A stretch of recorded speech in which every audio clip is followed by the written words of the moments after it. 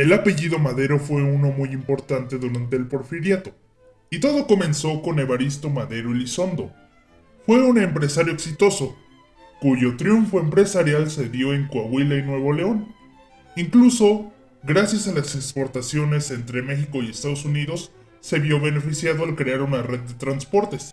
Algunos de sus negocios fueron la Carbonera de Sabinas, los Molinos de Parras o el Banco de Nuevo León. Había adquirido tantos territorios que se extendieron hasta Texas. No es de sorprender que se jaló los pelos cuando ocurrió la sucesión. De igual manera, tuvo problemas con las etnias del norte. Le robaron el ganado y las mercancías, pero pudo salir de esto gracias a las guerras contra los indígenas. Estaba en contra de la anarquía y el caos, por lo cual no es difícil de imaginar que estaba a favor de la política de paz del presidente Porfirio Díaz. Al final, solo se dedicó a los negocios, y tuvo tantos hijos como pudo en sus dos matrimonios. Trató de educarlos en los negocios, y para asegurarse de que fueran igual de ingeniosos, los mandó al extranjero para tener la mejor educación. Y así fue. La mayoría de sus hijos se dedicaron a los negocios. Ninguno de sus hijos quería arriesgarse. Se convirtieron en empresarios, hacendados y agricultores. Sabiendo que le iba bien en los negocios, la simple idea de meterse a la política sería una pérdida de tiempo, pues esa posibilidad estaba condicionada si tenías o no el apoyo del presidente. Es en 1849 cuando nace su primogénito, Francisco Madero Hernández. Y no fue diferente a su padre, se dedicó a la industria y a la ganadería. Le fue muy bien, no tenía nada de qué quejarse. Pero llegó su momento de formar una familia. Así que se casó con Mercedes González Treviño en Parras en el año de 1873. Y ese año, el 30 de octubre, nacería Francisco Madero. Después llegaría Gustavo Madero y un montón más, pero destacaremos por el momento a Rafael. Verán, mientras Francisco estaba en el extranjero, Rafael Madero tuvo un accidente con una lámpara de petróleo. Se incendió y murió en el acto. Probablemente este suceso le afectó tanto a Francisco Madero que, desesperado, deseaba calmar sus dolores. Fue así que mientras estaba en Francia, descubrió el espiritismo, promovido principalmente por un tal Allan Kardec en el libro de los espíritus. El espiritismo principalmente se basa en la posibilidad de hablar con los muertos alrededor de una mesa. Supuestamente, en una sesión espiritista, una médium le dijo a Madero que él era un conductor para que los espíritus hablaran a través de él. El señor durante años escribía cartas a nombre de los espíritus que le pedían a Madero llevar una vida muy cerrada, pues supuestamente decían que no fuera al billar, que no bebiera, que se durmiese y se levantase temprano. Hasta se dice que en estas mismas cartas se le pedía ser vegetariano. Hasta aquí podríamos hablar de un hombre que, si bien no era malo, muy probablemente pudo ser pedante a la hora de las reuniones familiares. Ahora bien, algo que no muchos dicen es que este sujeto fue un masón, algo que incluso contrasta con sus escritos, ya que los espíritus le decían que apoyara al prójimo, cosa muy diferente a lo que hacen los masones. Supuestamente, los espíritus de Benito Juárez, Hidalgo y Morelos le decían a este esquizofrénico que él se convertiría en presidente y sería el cambio social que México necesitaba. Aquí hay de dos: o esos espíritus se burlaban de él, o los masones le dijeron eso para que sacara a Díaz del poder. Pasó el tiempo. Francisco y Gustavo tomaron diferentes caminos, después de haber pasado muchos años juntos. Gustavo se dedicó a las empresas, mientras que Madero se fue a cultivar algodón. En estos tiempos, financió el movimiento de los Flores Magón, llamando a su movimiento como algo razonable, para que vean con qué clase de calaña se juntaba este señor. Pues los Flores Magón no eran más que terroristas comunistas y anarquistas, que se oponían a las concesiones extranjeras, llamando a Díaz entreguista.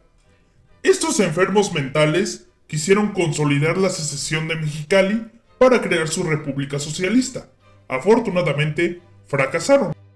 En 1908, Díaz tiene la entrevista con Friedman. Es aquí donde escribe su libro llamado La sucesión presidencial. Este libro como tal es una crítica al porfiriato y los sucesos ocurridos. Entre ellos estaba la guerra contra las tribus, el militarismo, la historia de gobernantes con poder absoluto y que el partido antirreeleccionista era la opción para que México saliera adelante. Según él, la democracia sería lo mejor para México, y si no había democracia, se tendría que tomar las armas. En 1910, Madero es arrestado bajo el crimen de rebelión y robo mayor. Su abuelo, Evaristo Madero, le escribió a Díaz y le pidió disculpas, y que por favor no lo metiera a él en los asuntos de su nieto.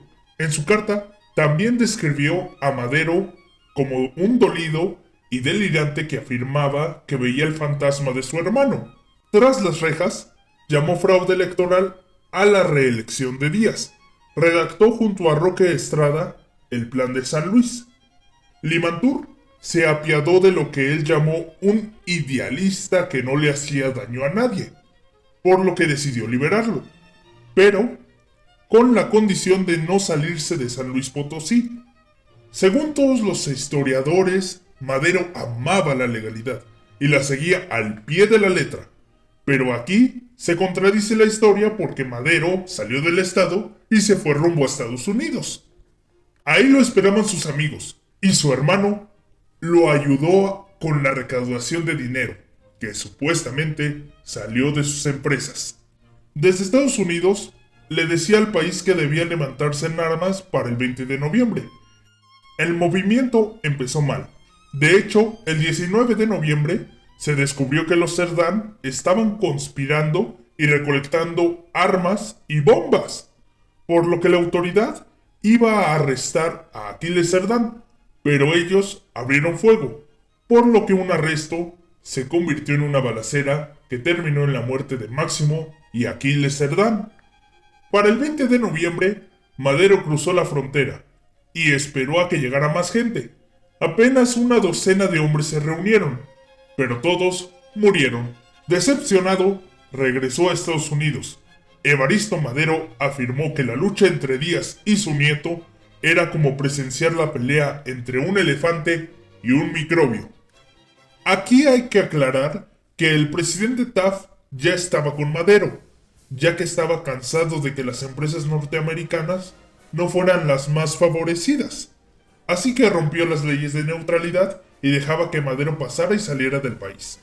Esto lo permitió con tal de poner en marcha el Plan Verde, el cual se trataba de financiar una revolución para que así Estados Unidos fuera beneficiado. Aquí no acaba la intervención, pues un gringo también hizo su negocio traficando y brindándole armas a Madero. Su nombre era Sherman Hopkins y se le conoce como el abogado de las revoluciones latinoamericanas. Para que ya dejemos esa idea de que la revolución la hizo el pueblo, para el pueblo, como dice el acosador e inculto Pedro Salmerón. Todos estaban de acuerdo en algo. Sería absurdo llegar a la Ciudad de México. El ejército porfiriano era superior al de los bandoleros que se levantaron en el norte. Incluso estaban a tiempo de mandar a llamar a soldados que estudiaban en el extranjero. Por ejemplo, Felipe Ángeles. Mientras que en el sur con Zapata, él desde siempre estaba más interesado en su guerra por los territorios de Anenecuilco. En este caso, habría que hacer un análisis. Verán, la SEP dice que Zapata buscaba mejorar las condiciones de los campesinos y que quería dividir la tierra entre todos. Pero en realidad, era un resentido porque al igual que a su padre, le quitaron el terreno. ¿Por qué? Bueno, en el caso de su padre y el de muchos campesinos, fue porque los hacendados querían ampliar sus terrenos. ¿Era legal? Sí, y esto no es culpa de Porfirio Díaz. En realidad, la culpa recae en Benito Juárez, que derogó los documentos que se avalaban por los ex-reyes de España. Esto perjudicó a los campesinos. Durante el porfiriato se pedía el regreso de las tierras. El problema es que esos documentos eran obsoletos para entender dónde comenzaba y terminaba el territorio del afectado. Eran prácticamente garabatos que no tenían en cuenta que el territorio cambiaría. En algunos casos se devolvieron las tierras, pero en otros era imposible. De ahí fue que le quitaron las tierras al padre de Zapata, y de hecho, cuando Zapata estaba tranquilo en su tierra, de una caja sacó esos documentos y empezó a repartir las tierras de acuerdo a estos. El punto es que Zapata tenía esa fama de secuestrar mujeres pobres, a fin de que no lo denunciaran. Un día, inició su rebelión contra un hacendado que tenía la mayor parte de tierras de Anenecuilco. En el movimiento, se trató de robar a la hija de un coronel, pero lo agarraron. Lo dejaron vivir a cambio de que se uniera a los rurales, pero se salió cuando se enteró de que le quitaron las tierras. Mientras tanto, en el norte, Madero dejó ver su verdadera naturaleza. Ya saben lo que se dice, dime con quién te juntas y te diré quién eres. Pues durante este tiempo se reunió con una de las peores personas que pudo haber existido. Su nombre era Doroteo Arango, alias Pancho Villa. Madero lo reclutó y ahí Villa le contó su historia. Es el principio de esta, la cual los chairos y los demás ineptos subordinados de la SEP usan para justificar a este héroe. Pancho Villa le contó cómo empezó siendo un niño trabajador en una hacienda. El dueño de la hacienda trató de violar a su hermana. Mentira, era su mamá. No, era su prima. La verdad es que se tienen muchas versiones sobre este evento, y muchas personas dicen que fue el propio Villa quien cambiaba la historia, tratando de manipularla a su antojo, o por lo menos esa es la teoría de esta confusión. Ahí es donde se cae esa máscara de un ser humano limpio, ya que Madero, a pesar de escuchar sus atrocidades a la hora de robar, matar y permitir la violación, lo perdonó y lo dejó unirse a la revolución. La estrategia era canalla y a la vez inteligente, ya que decidieron hacer una guerra en la frontera para justificar la entrada de Estados Unidos. Por eso se tomó la ciudad Juárez. Esto en definitiva motivaría a Díaz a no ser el que permitiera una intervención, por lo cual decidió renunciar. Se fue, y para que vean, se tiene un registro de 80 millones de pesos oro en las arcas de la nación, lo cual demuestra que es cierto. Había recursos para acabar con la revolución, pero también se dio cuenta de que sería una guerra que desangraría al país. Así fue como acabó el porfiriato y se dio el interinato de Francisco León de la Barra. Como ya dijimos, era para dar la ilusión de que Madero era un demócrata. Lo más curioso, y hasta suena presagio, es que el día en que Madero iba a entrar a la capital, hubo un temblor que devastó al DF. Ya en la capital, quiso ordenarle a De la Barra. Y bueno, la verdad es que el presidente no debía obedecer al sujeto, sino a la población, a la Constitución y a los tratados. Y la verdad es que De la Barra se encargó de cumplir con la legalidad, y en especial de cumplir lo que estipulaban los tratados de Ciudad Juárez. Aunque sí se habla de un odio hacia Madero, la verdad es que si los zapatistas se negaban a bajar las armas, no tenía por qué negociar. De la Barra mandó a buenos generales para colgar a los conocidos como liebres blancas. Llegan las elecciones y Madero gana con el 99.3%. Los historiadores dicen que fue una elección ejemplar y limpia, pero la realidad es que no. Y atención, porque de esto no te hablan ni los historiadores alejados de la SEP como Krause. Primero que nada, hay que aclarar que para este tiempo regresó Bernardo Reyes, el cual tenía relación con Madero, y eso que le tiró odio en la sucesión presidencial. Seguramente sabía que debía mantenerlo contento, por lo cual le prometió la Secretaría de Guerra y Marina. Pero los maderistas lo echaron, y mientras Reyes estaba con una marcha en el Zócalo, los maderistas organizaron una el mismo día. La SEP insiste en que los reyistas empezaron la revuelta, pero la realidad es que los maderistas eran más tendenciosos a crear desastres. El punto es que todo terminó en una revuelta. La situación escaló a mayores cuando los maderistas más importantes presionaban a Reyes para sacar su candidatura. Ni siquiera fue directamente a Reyes. Fueron a pedirlo afuera del despacho de Rodolfo Reyes, hijo de Bernardo Reyes. Incluso Villa estaba cerca, Y no se puede olvidar que durante la victoria de Ciudad Juárez, aquel que no le aplaudiera a Madero era golpeado por los villistas. Esto dejó libre la vía para que Madero llegara a la presidencia. Así que ya saben, no le hagan caso a la SEP ni a Krause, que hablan de estas elecciones como las más limpias de la historia. Al llegar al poder, se da cuenta de que gobernar no era tan fácil. Liberó la prensa y no le dio un subsidio para que hablaran bien de él, por lo cual hubo un ataque masivo hacia él.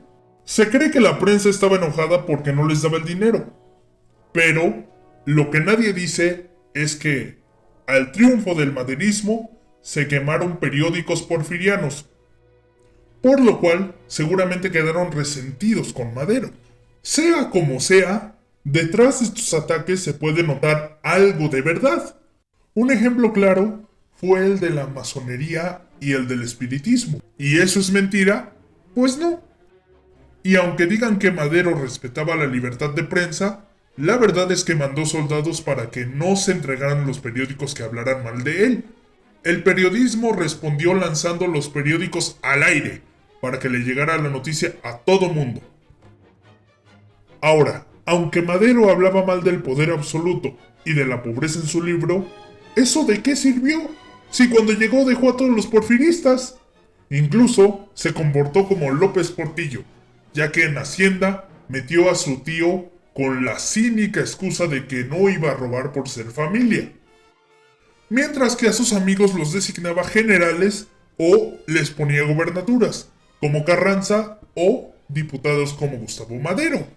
También garantizó y dejó que el pueblo eligiera libremente a todos los servidores públicos, desde diputados hasta gobernadores. ¿Y qué creen? Aún había muchos porfiristas que ganaron. Algo contradictorio a lo que se cree, pues se insiste en que el cambio lo querían todos los mexicanos, para que vean el poco conocimiento que tiene el changoleón de Noroña. También en esta época se crea la institución de trabajo, que era una iniciativa del propio presidente León de la Barra. ¿Qué más hizo Madero? Pues dio concesiones para ferrocarrileros y dejó que anarquistas y demás organizaciones absurdas empezaran a hablar. Otro punto es que Madero aumentó el precio de barril de petróleo quedando en 20 centavos. Esto se dio por medio de la ley timbre. Tuvo roces con el Congreso, la prensa y en menos de lo esperado, Zapata se rebeló contra él, ya que Zapata se cansó de que Madero no le cumpliera, pues Madero daba la excusa de cumplir con la legalidad. En poco tiempo, Félix Díaz y Bernardo Reyes se rebelaron. Con Zapata, terminó enviando a Ángeles, quien controla la situación y trata de llegar a un acuerdo, mientras que Félix Díaz y Bernardo Reyes fueron derrotados.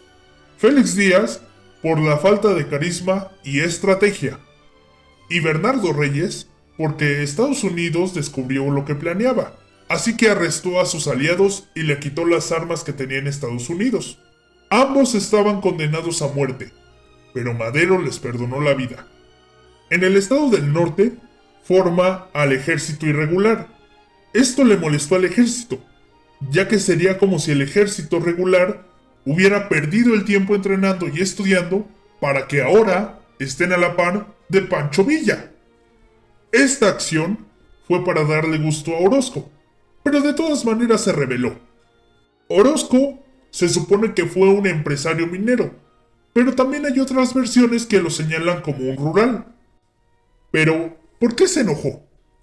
La verdad es que Pascual Orozco estaba molesto porque, a diferencia de todos sus amigos, no se le dio un puesto público, y no iba a estar conforme con los irregulares. En su plan, se plasma parte del plan de San Luis y el plan de Ayala.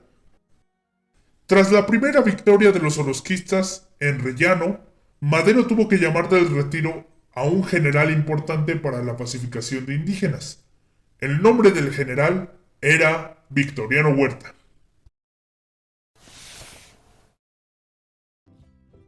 José Victoriano Huerta Márquez nació en Jalisco, Colotlán, en 1850. Es muy curioso cómo la historia y los de la SEP omiten por completo la biografía de Huerta. ¿Qué quieren ocultar? Bueno, durante años se ha promovido a Juárez como un ejemplo a seguir, y en especial exaltan que era zapoteca, como si eso fuera determinante en si alguien es buena o mala persona. Y el caso de Huerta es que su madre era parte de la etnia huichol, lo que hace que Huerta sea casi indígena, al ser su padre un mestizo. Durante sus primeros años vivió con carencias. Su padre era un pequeño agricultor que no daba abasto para una buena vida. Aún así, aprendió a leer y a escribir, lo cual le abrió su gran oportunidad. Verán, durante la intervención francesa apareció Donato Guerra, un militar liberal que tiempo después apoyaría el plan de Tuxtepec. Llegó a Colotlán y habló con un cura, porque necesitaba a un secretario, y el cura recomendó a Huerta. Desempeñó un buen papel, y le contó que su sueño era entrar al colegio militar. Esto era complicado, pues la escuela era prestigiosa y de paga, por lo cual no cualquiera podía entrar. Pero, por sus servicios, Donato se encargó de que Huerta entrara. Fuera de esa visión tan simple de que era un borracho, la verdad es que también podemos hablar de un hombre muy inteligente. Se cuenta que el propio Juárez le dijo personalmente: de los indios como usted, la patria espera mucho. En la escuela estudió como ingeniero constructor, pero también destaca en astronomía y matemáticas. Tras años de esfuerzo, se convirtió en coronel. Durante la campaña contra los yaquis y mayas, se convirtió en pieza clave para que las tribus retrocedieran, pues no era fácil acabarlos, así que optaron por apartarlos. En ese momento fue ascendido a general brigadier. Después fue jefe de obras públicas de Bernardo Reyes en Monterrey. Ahí ayudó a la construcción del Hotel Anciro. Pero cuando lo mandaron a Reyes a Europa, se dedicó a ser maestro de matemáticas en la capital. Para 1910 se reincorporó al ejército para acabar con la rebelión del sur. Tras la renuncia de Porfirio Díaz, se le encomendó la tarea de escoltarlo hacia el puerto de Veracruz. En el camino, unos bandoleros trataron de asaltar el tren, pero Huerta los combatió y les decomisó monedas de plata y oro. Estaba listo para aplicarles la ley fuga, pero Porfirio le dijo que mejor no y que el tesoro decomisado se repartiera entre los soldados que cuidaron al expresidente. Tras esto, Francisco León de la Barra lo manda de nuevo al sur, para acabar con los zapatistas, que aún se negaban a licenciar sus tropas. Fue una campaña en su mayoría exitosa, hasta que Madero le quitó el mando para tratar de amistarse de nuevo con Zapata. Cuando Pascual Orozco se levanta en armas y el encargado de esta operación, José González Salas, se suicida, Madero decidió llamar del retiro a Huerta y a Francisco Villa, el cual, a pesar de que trabajaba en una carnicería, seguía esperando para continuar con sus atrocidades. Huerta tuvo éxito en la campaña. Orozco parecía ser la piedra más grande que había tenido Madero, y aún así lo venció. Durante la campaña, Villa se robó una yegua. El propietario le comenta a Huerta, y cuando le pidió que la devolviera, se negó. A pesar de que muchos historiadores digan que fue injustificado, o que era un crimen menor, o que era falso, la realidad es que en el antiguo código militar, la insubordinación ante el enemigo se castiga con la muerte. Entonces, Huerta manda a arrestar a Villa, devuelve la yegua y lo manda a fusilar. Por fin se haría algo de justicia con la muerte de este repugnante ser. Pero, para desgracia de todos, el hermano de Madero, Emilio, llega y le concede el perdón. De ahí se le envía a la penitenciaría de Tlatelolco.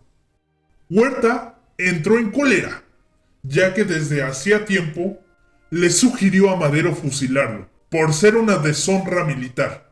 Pero Madero le dio largas, y aún así estaba listo, ya que el ascenso debía ser inmediato. No fue así.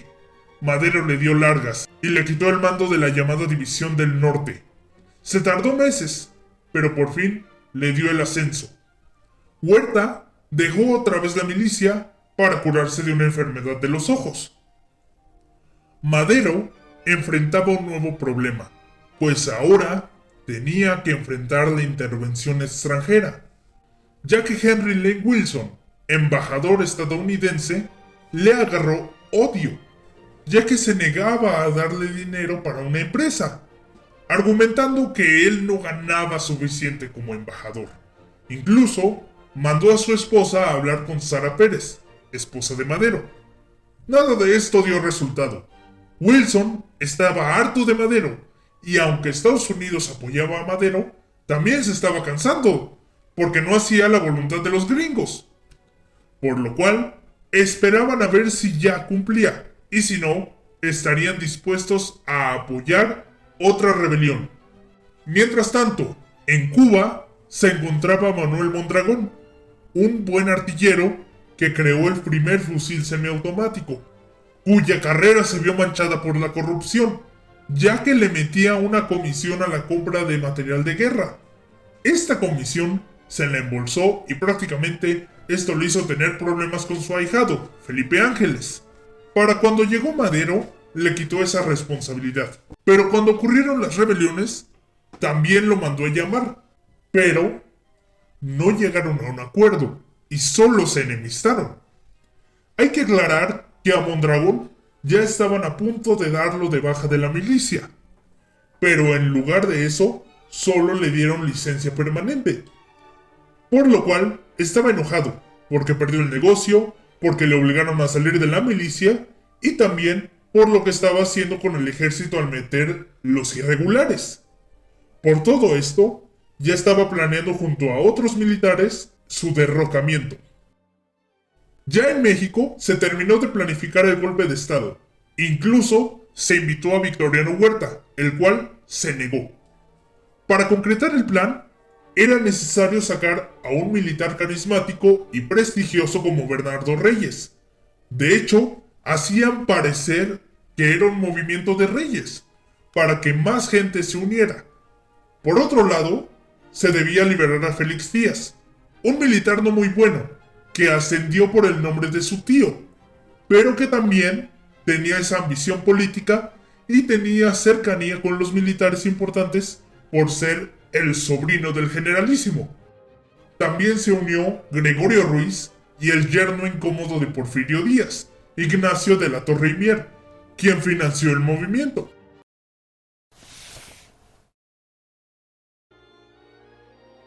El golpe de estado comenzó la madrugada del 9 de febrero.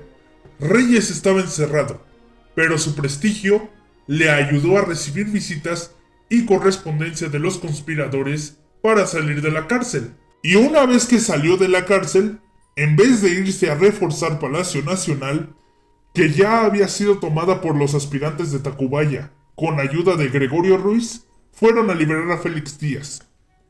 En ese momento, la conspiración, que durante días se le había informado a Madero, por fin se llevaba a cabo.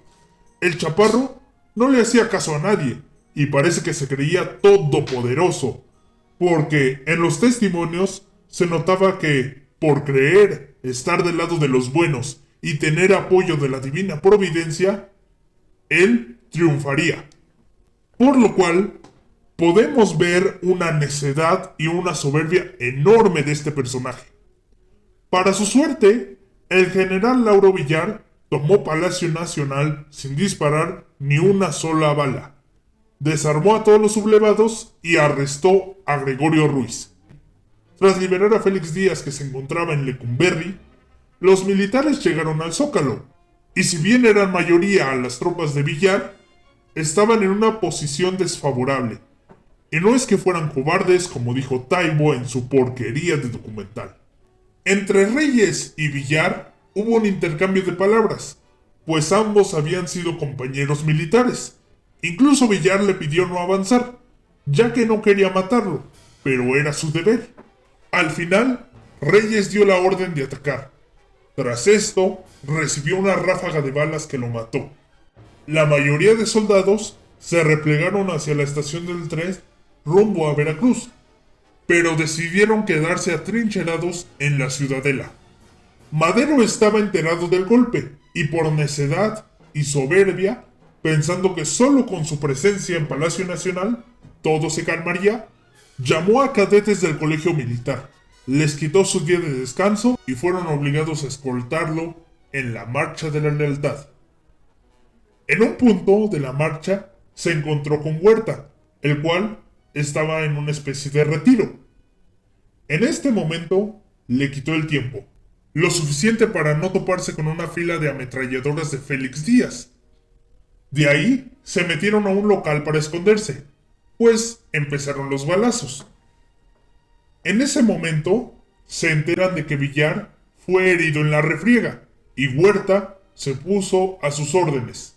Madero decidió darle la razón y le dio la orden al general García Peña de nombrar a Huerta como comandante militar de la plaza. De aquí Madero llega a Palacio Nacional. Un rato después se va rumbo a Cuernavaca para traer a Felipe Ángeles.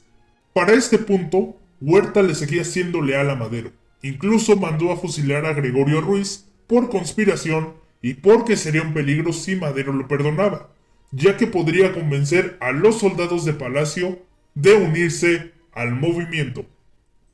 El 10 de febrero llega Madero con Ángeles y aquí muchos ignorantes de la SEP, subordinados de la CENTE, youtubers y pseudohistoriadores te dicen que Madero se equivocó al no nombrar a Ángeles comandante militar de la plaza.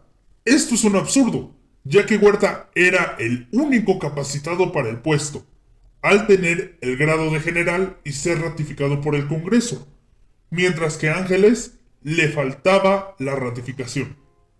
De haber hecho esto, los militares indecisos y los que aún eran leales a Madero lo hubieran traicionado, porque ya eran demasiados agravios que cometió contra una institución tan prestigiosa como el ejército. Los sublevados, en vez de salir a Veracruz, se quedaron acuartelados en la ciudadela. Durante la toma, hubo civiles caídos. Al principio, Huerta planeaba terminar con la rebelión, pero aquí pasó algo. Hay muchas versiones de esto. Lo más cercano a la realidad es que Huerta esperaba el momento, pues Madero había sido un desastre y ya se había cansado de él. Solamente mandó a un cuerpo de rurales a su segura muerte. Los demás soldados se quedaron en áreas neutrales y trataban de disparar sus armas de una forma en que no se hiriera a nadie, pero aún así terminaron dañando edificios. De hecho, la mayor destrucción la causaron los ciudadelos. Incluso Mondragón, de un cañonazo, derribó la puerta mariana de Palacio Nacional. Este es un tema que ya hemos tocado, principalmente en nuestro video de la revolución. Pero es preciso aclarar como una acotación, puesto que aquí la historia ha sido tergiversada por los peores agentes como lo es la SEP. La historia oficial ha llamado, además de usurpador, chacal y oportunista a Victoriano Huerta, pero sin emitir juicios de valor y analizando la historia de forma objetiva, es posible afirmar que el general Huerta hizo lo que tenía que hacer. No nos referimos a un asunto partidario o moral, nos referimos al derecho militar y las obligaciones legales que tenía desde ese entonces. Recordemos que bajo el contexto de 1913, donde se destituye al Ejecutivo Federal, se mantenía la vigencia de la Constitución de 1857, donde se especifica lo siguiente en el artículo 85, fracción 6. Corresponde a los oficiales nombrados por el Ejecutivo y Congreso de la Unión el disponer de la Fuerza Armada Permanente de Mar y Tierra para la seguridad interior y defensa exterior de la Federación. Podemos inferir, en base a esto, que la responsabilidad de la misma recaía sobre Huerta, ya que había sido ascendido a coronel y posteriormente a general por el Ejecutivo desde 1890. Y dicho nombramiento por el Congreso, así como por la entonces Suprema Corte Militar, después fue nombrado comandante general de la plaza, por el mismo Madero que era el Ejecutivo. Este nombramiento era algo equivalente al cargo de comandante en jefe del ejército, siendo la máxima autoridad militar, y por lo tanto, en él recaía la interpretación del artículo constitucional aquí citado. Era algo a todas luces evidente que la seguridad interior había sido transgredida, puesto que no había gobernabilidad alguna o Estado de Derecho. La mayoría de los estados de la República vivían sin ley. El bandolerismo se consideraba un problema ya erradicado durante el Porfiriato, pero que revivió con la llegada de Madero, permitiendo a estos grupos criminales tomar estados enteros. Madero, lejos de buscar acabar con ellos, los premiaba. Según un artículo de Paul Vanderwood, titulado El bandidaje en el siglo XIX, una forma de subsistir, hay pruebas suficientes para demostrar que Madero, con tal de mantener a estos delincuentes felices, les ofreció nombrar a cada uno como miembro de la Fuerza de Policía Federal. Y lo curioso es que le rechazaron la propuesta, ya que ellos mismos dijeron que saquear pueblos enteros les dejaba más ganancia que un sueldo de policía. Incluso se sabe que durante la revolución permitía liberar a los presos para que lo ayudaran en su lucha. ¿Y cómo no iban a estar desatados? Si para poder iniciar su guerra y llegar al poder, Madero se tuvo que aliar con el líder de esa gente. Obviamente nos referimos a Pancho Villa. De hecho, el ojo parado de Gustavo Madero se dedicó a armar a esa célula delictiva de forma ilegal. Personajes como Villa y su mano derecha, el sádico enfermo de Rodolfo Fierro, resultan indefendibles. Para esto, nos remitimos al libro Crímenes de Pancho Villa, donde, por ejemplo, se narra cómo masacró a un pueblo entero, incluyendo mujeres y niños, llamado San Pedro de las Cuevas en Sonora, para vengar la muerte de uno de sus compañeros que murió abatido por fuerzas de seguridad. Sin salirnos del tema, las instituciones armadas con Huerta a la cabeza debían de velar por el cumplimiento constitucional de la Carta Magna.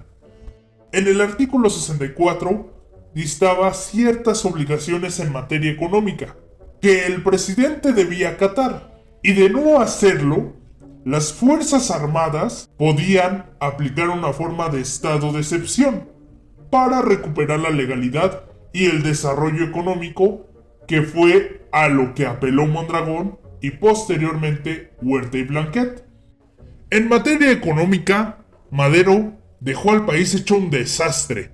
Luego de varios años del crecimiento con el gobierno de Porfirio Díaz, Francisco dejó en su último año de gobierno una contracción del PIB del 10%. Obviamente, el referirnos a menor PIB alude a una menor producción y por lo tanto a menor oferta, con una población que tenía una demanda creciente. Esto se vio reflejado en la inflación.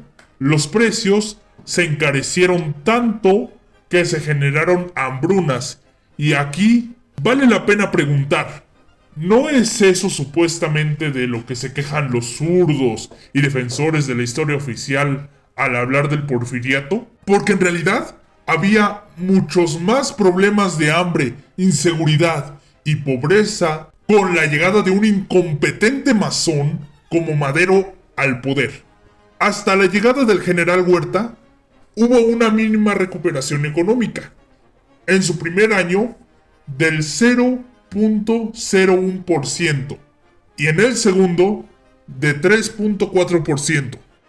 Sea como sea, Huerta fue contactado por el embajador Wilson, le lavó el cerebro y muy probablemente una de las cosas que pesó en él fue la posible invasión de Estados Unidos. Se dice que incluso se reunió con Félix Díaz y Mondragón en el globo. Y algo curioso es que gente pobre, clase media y rica apoyaron a los sublevados. ¿Cómo? Les brindaron víveres y alcohol. Por lo cual, los sublevados empezaron a dar ataques atrabancados por estar ebrios.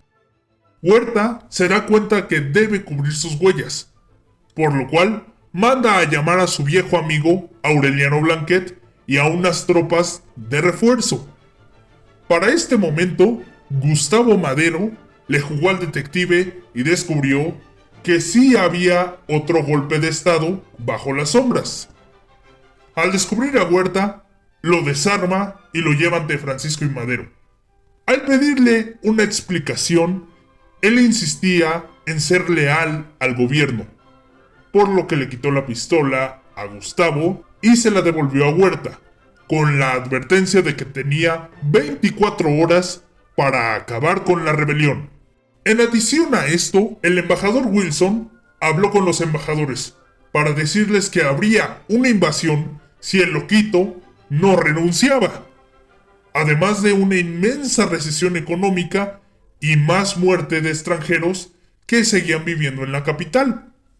Así fue como hablaron con el Congreso y el gabinete para pedirle la renuncia a Madero, pero él, como siempre, estaba empeñado en no dar un paso atrás. Para el día 18 ocurrió uno de los huecos más grandes de la historia, pues durante años la versión oficial y la intelectual afirman en decir que Huerta había invitado a Gustavo Madero a comer, algo que suena extraño, porque supuestamente el día anterior hablaba y estaba seguro de que Huerta era un traidor. ¿Por qué aceptaría la invitación? Bueno, una versión más cercana a la realidad para que se quiten este hueco argumental de la espalda es que su hermano le pidió asistir para animar las perezas y que no hubiera un conflicto con los militares, ya que se podría tomar como una ofensa. Hasta ahí podríamos entenderlo. La cuestión, ¿por qué le prestó la pistola a alguien de quien desconfiaba? Las versiones apuntan a que Huerta simuló la rendición de los sublevados y eso hizo que Gustavo bajara la guardia. Después, Huerta fue llamado por Blanquet, quien ya había tomado presos a Madero y a Pino Suárez. En este momento, Huerta le pide la pistola, porque decía que Madero le solicitaba para un trabajo. En cuanto salió del restaurante Gambrinus, las tropas al mando de Victoriano Huerta arrestaron a Madero.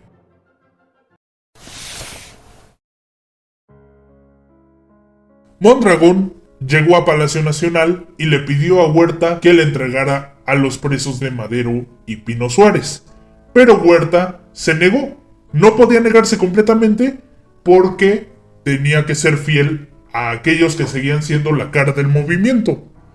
Por lo cual decide darle de buen gesto a Madero y a Adolfo Basó.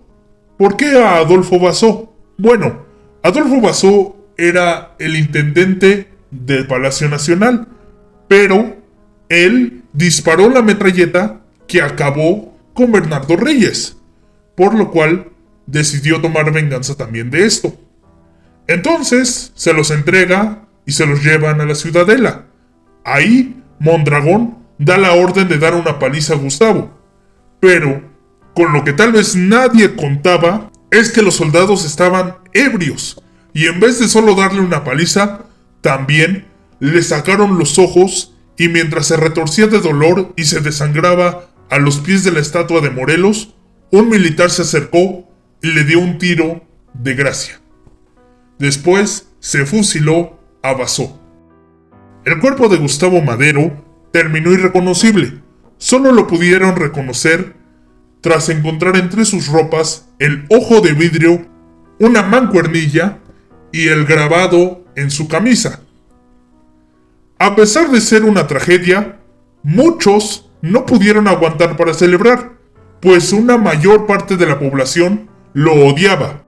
Incluso la prensa sacó un artículo hablando un poco sobre el Ojo Parado y sus crímenes. Mientras tanto, Madero, Pino Suárez y Ángeles estaban detenidos en Palacio Nacional. Para este punto, Huerta ya había llegado a un acuerdo con Félix Díaz y Henry Lane Wilson. Lascurain, que fue amenazado por Wilson, debía conseguir la renuncia de Madero y Pino Suárez, con la promesa de que Huerta dejaría que ambos, junto a sus familias, abandonarían el país. Se dice que en este momento, Huerta sacó un medallón de la Virgen y lo juró. El plan salió bien. De hecho, era completamente legal, ya que si faltaba el presidente y el vicepresidente, el secretario de Relaciones Exteriores debía asumir ese cargo, y esa responsabilidad recaía en Pedro Lascurain Paredes. Fue así que el 19 de febrero, la mayoría del Congreso estaba a favor de la destitución de Madero y Pino Suárez. Lascurain se convirtió en presidente durante solo 45 minutos. Su única acción de gobierno fue poner a Huerta en Secretaría de Gobernación. Así fue como a la renuncia de Lascurain, Huerta llegó al poder. Absolutamente todos los diputados, todos los senadores y todos los gobernadores estaban a favor del nombramiento de Huerta como presidente de la República. Mientras tanto, el embajador de Cuba, Marcus Sterling, que curiosamente fue presidente 6 horas en Cuba, quería ayudar a Madero, por lo que le solicitó a Huerta que lo dejara irse del país. Si bien parte del gabinete del ahora presidente Huerta quería la muerte de los presos, entre ellos Mondragón y Blanquet, Huerta se puso firme en su decisión de no transgredir sus vidas. Todo apunta a que Henry Lane Wilson planeó y ordenó la muerte de Madero. Para eso, pidió la ayuda de Ignacio de la Torre y Mier para rentar unos vehículos que llevaran a Madero a Lecumberri, y el encargado de asesinarlos sería el mayor Cárdenas, un rural leal y apto para seguir órdenes. Marcus Sterling tuvo la oportunidad de entrevistarse con Madero, y aquí podemos ver una ignorancia de las personas, porque dicen que Madero era una persona íntegra que estaba en contra de la reelección.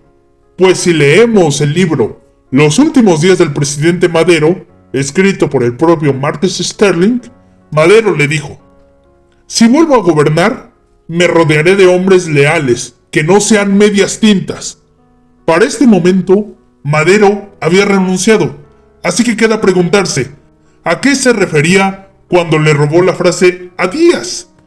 ¿Acaso solo se refería a la no reelección de Díaz, pero estaba de acuerdo en que otra persona se reeligiera? ¿O simplemente lo dijo de fachada, porque su única intención era llegar al poder? Aquí ustedes pueden dejar sus opiniones en los comentarios. Durante la madrugada del 22 de febrero, llevaron a Madero y a Pino Suárez a Lecumberri, a escondidas del presidente Huerta. Al único al que le perdonaron la vida fue a Felipe Ángeles. Cuando llegaron a Lecumberri, se dio la orden de entrar por la puerta de atrás, pero no existía tal puerta. Al bajarlos del coche, mataron a Madero, mientras que Pino Suárez sí trató de escapar, pero le dispararon. Le dieron balazos al coche con el fin de que pareciera un intento de rescate fallido. Tras el entierro, se le informó a Huerta, el cual, a diferencia de lo que se cuenta, entró en cólera. Se dice que reprendió a los generales que participaron, pues él sabía que matar a Madero sería fortalecer a sus seguidores, al convertirlo en un mártir. Además de que sabía que la gente lo culparía a él de este suceso. Huerta tuvo que ordenar una autopsia y tuvo que llamar a la prensa para que no hablara exactamente del hecho, ya que también eso haría que se enemistara con los militares que cometieron este acto.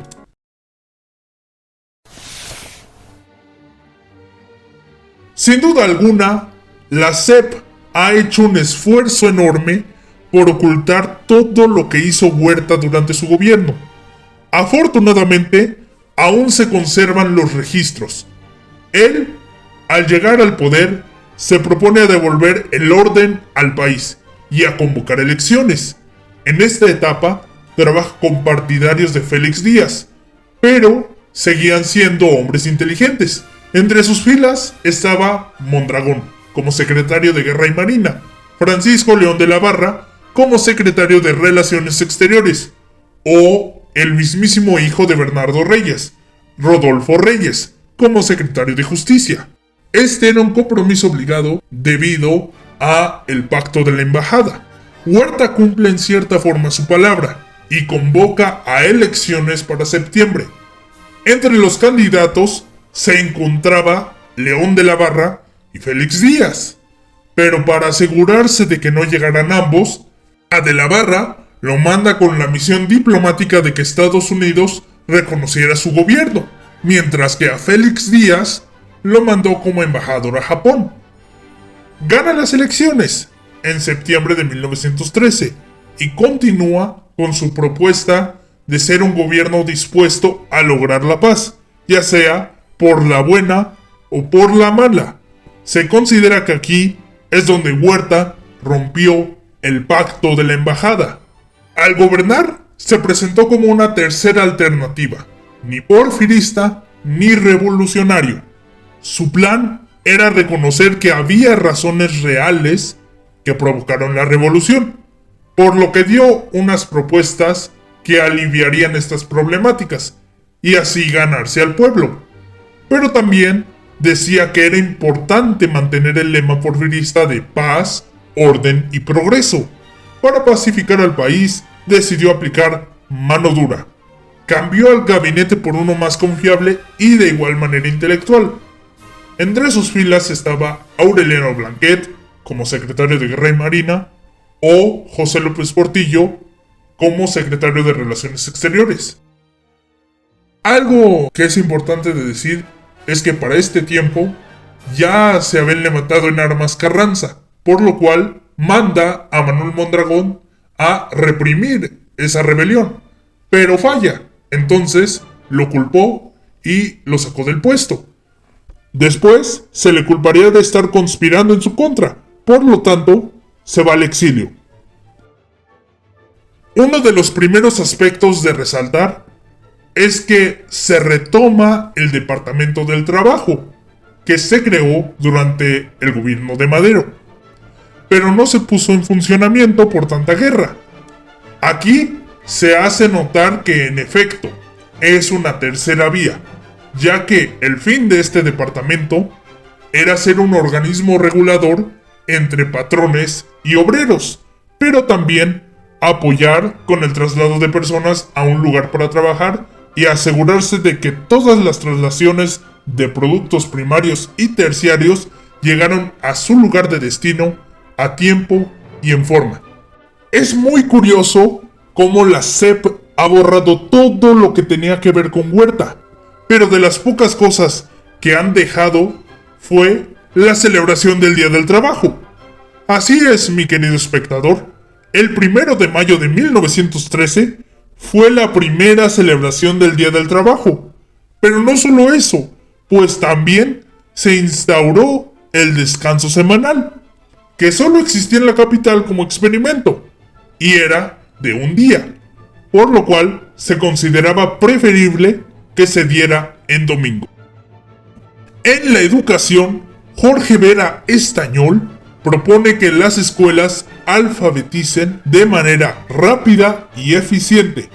Para ello, se crearían las escuelas rudimentarias, que enseñan los aspectos más básicos y elementales de la educación. Recordemos que estar alfabetizado en aquel entonces era saber hablar, leer y escribir español.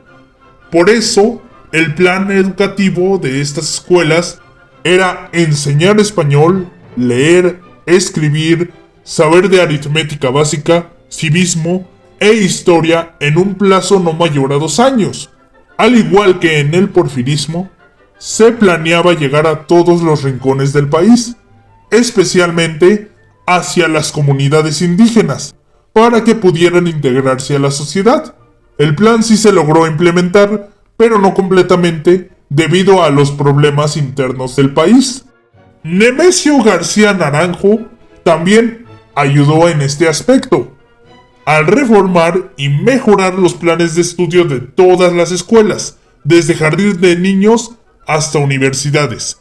Se trataba de una reforma alejada del positivismo, pues para este tiempo empieza a perder credibilidad, principalmente porque en el contexto actual del mundo ya no era suficiente con decir que las ciencias exactas darían resultados concretos en la realidad. Se trataba de un desarrollo integral, físico y ético. Durante su gobierno se crea la Secretaría de Agricultura. Se tenía el plan de estimular la creación de pequeñas propiedades. Esto era a base de aumentar los impuestos a hacendados con terrenos enormes, para que vieran favorable dividir y vender partes de la tierra. Esto se complementaba con la emisión de bonos para que los campesinos pudieran comprar estas tierras. No podemos olvidar que trató de presionar a Estados Unidos para que reconociera su gobierno, pues muchos países que reconocieron a Huerta empezaban a perder confianza en él, ya que Estados Unidos le ponía restricciones, y esto limitaba la posibilidad de pedir préstamos.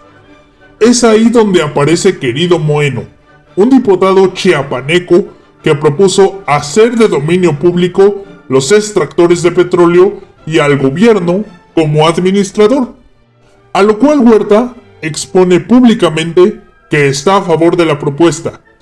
Era una estrategia política que al principio funcionó, pues Estados Unidos e Inglaterra estuvieron al pendiente de lo que sucediera en México.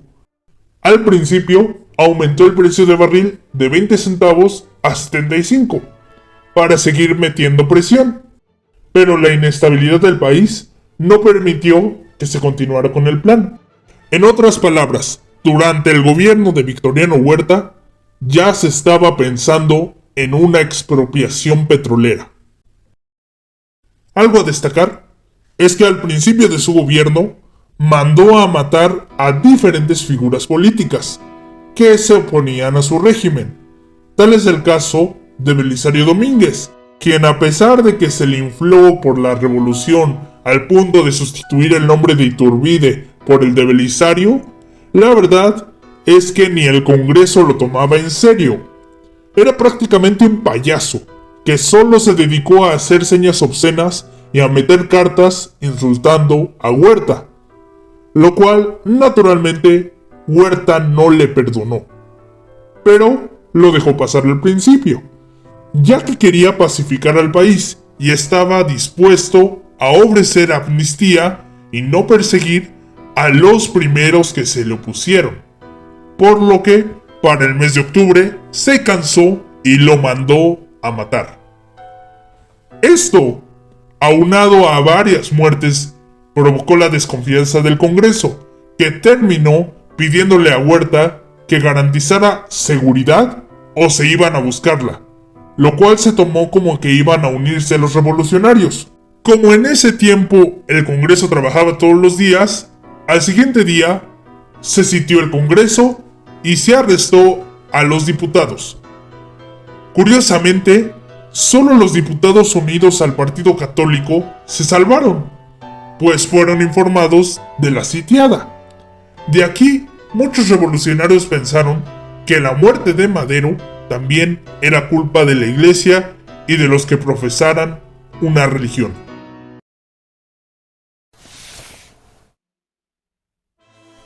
Es así como entra Wilson. Ni bien llega al poder, manda a llamar al embajador Henry Wilson. Se le juzgó de intervencionista, asesino y traidor, pues en el informe Hale no solo se detalló la situación de México, sino que también se documentó su participación directa en el asesinato de Madero y Pino Suárez. En ese informe se relató la dureza con la que Huerta estaba gobernando, por lo que se negó a reconocerlo. Y aunque se dice que Wilson era un puritano, se dice que trató de llegar a otro acuerdo con Huerta, en el cual lo reconocería, siempre y cuando cumpliera con condiciones proestadounidenses, como la eliminación de impuestos a industrias petroleras americanas. Evidentemente, Huerta no le cumplió. Si bien los barcos que envió Taft regresaron al norte tras la caída de Madero, Wilson, al enterarse de que no le iban a cumplir, decide poner embarcaciones cerca de todos los puertos mexicanos. Estos permanecieron neutrales, hasta que en abril de 1914, 10 marinos entraron en lancha hasta Tampico, con la intención de comprar gasolina. El problema es que no tenían permiso para desembarcar, por lo que, en la movida, fueron detenidos y llevados a declarar ante el comandante militar Morelos Zaragoza, quien ordenó la liberación inmediata y a disculparse. Y así fue, en menos de una hora, ya habían regresado a la lancha con gasolina y la advertencia de que para la próxima debían pedir permiso. Esta situación fue del desagrado del comandante Henry Mayo, por lo que le comentó al presidente Wilson. Wilson aprovechó esta situación para ayudar al nuevo caudillo que sí le cumpliría a los gringos. Ese hombre era Carranza, que tras enterarse del asesinato de Madero, él, junto a Villa y Zapata, querían derrotar a Huerta con sus respectivos planes. Carranza y Villa con el plan de Guadalupe, mientras que Zapata con el de Ayala. De aquí surgieron monedas con la frase "Muera Huerta". Para ayudar a Carranza y a sus amigos, quitan un embargo comercial a los revolucionarios para que ellos compren armas. Se trató de llegar a un acuerdo en el cual se debían rendir honores a la bandera americana, lo cual no se aceptó. Esto fue otra excusa para invadir Veracruz. La realidad es que querían bloquear la entrada del barco Ipiranga, que traía más armas para Huerta. Este bloqueo naval desembocó en una invasión. La SEP dice que Huerta permitió esto como un cobarde, pero en realidad, desde la capital se ordenó la militarización de escuelas y se empezó a reclutar civiles a la fuerza. Esta imagen es de la escuela de San Ildefonso, cuando ya se había militarizado. Esta fue la causa que generó una recesión económica. Al final de su gobierno todos se dedicaron a la guerra y no a la producción. Entonces se descuidaron todos los negocios. Incluso pidió a los revolucionarios una tregua para acabar con la intervención, pero no aceptaron. En sí, Carranza y casi todos los demás se declararon en contra de Estados Unidos. Casi todos, pues el cerdo bandido de Pancho Villa celebró y aplaudió a los Estados Unidos por estas acciones. A pesar de todos los esfuerzos, EU tomó Veracruz. No se llegó a más, pues la Primera Guerra Mundial ya estaba a la vuelta de la esquina. No fue sino hasta que una conferencia en Niagara Falls, con los embajadores de Argentina, Brasil y Chile, y como representante de México, José López Portillo y Rojas, se llega a un acuerdo y se van. Para última estocada, los civiles que fueron obligados a combatir se unieron a los revolucionarios, y el ejército villista toma Zacatecas gracias a la estrategia de Felipe Ángeles de sitiar la ciudad. Y como siempre, el sadismo de Villa hizo más fácil la rendición. Esto ya dejaba a los revolucionarios a solo un paso de la capital, por lo que el 15 de julio de 1914, Huerta entrega su renuncia, sale de la capital y se exilia en Reino Unido y después se va a España.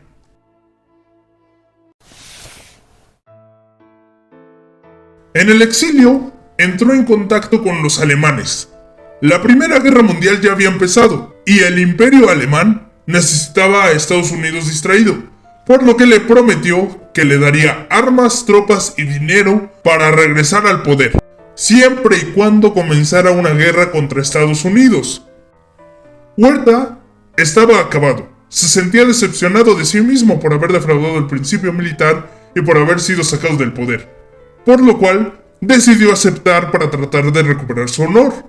Al llegar a Estados Unidos, se encontró con un viejo conocido y enemigo, Pascual Orozco.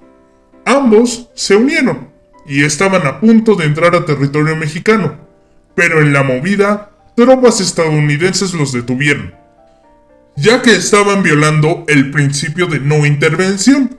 Esto se debe a que pidieron hospedarse en Estados Unidos, y eso implicaba a que no podían conspirar ni hacer campaña política, cosa que habían hecho al reclutar gente.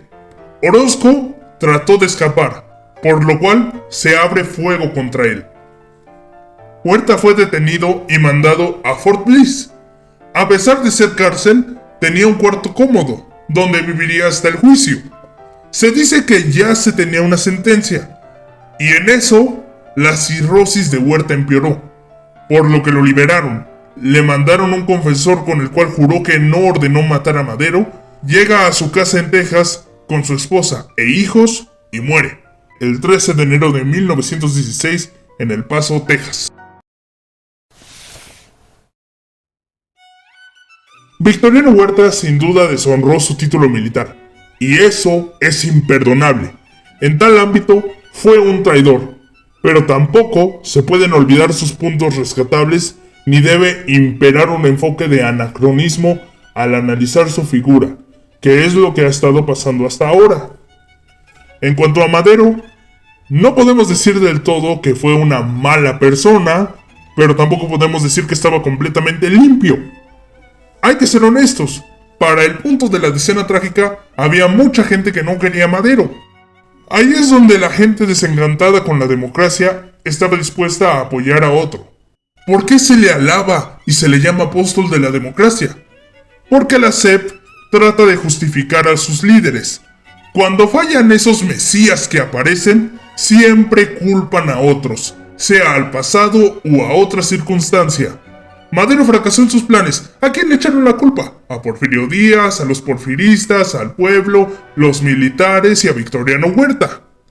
Siendo que Madero no cumplió con sus promesas y se excusaba en que debía hacerlo por la vía legal. Pues qué justicia tan ineficiente y lenta, siendo un fiel reflejo de lo que pasa con los políticos mexicanos de hoy en día, así como las incompetentes bases institucionales que hoy rigen al país. Siempre encontrarán un chivo expiatorio para justificar la incompetencia. El maderismo fracasó por culpa del propio Madero. La gente tacha de traidores a Huerta y a todos los que se le opusieron a la revolución. ¿Y por qué no? Había problemas en el México de Porfirio Díaz, pero había ciertos puntos rescatables. Y esos puntos rescatables los destruye un hombre, aliado de criminales que saqueaban, mataban y violaban. En pocas palabras, Madero fue uno de los tantos políticos ineptos, nepotistas, corruptos y mediocres, que le jugó al revolucionario y terminó dejando un país en crisis. Su chiste desangró a la nación y provocó que la historia se diera tal y como pasó. Es aquí donde surge una duda que ustedes pueden responder. ¿El ejército debe estar al servicio de una persona, incluso si es ajena a los valores castrenses y ni siquiera cumple con sus obligaciones de servidor público? ¿O debe estar al servicio de ideales que son considerados correctos para la nación?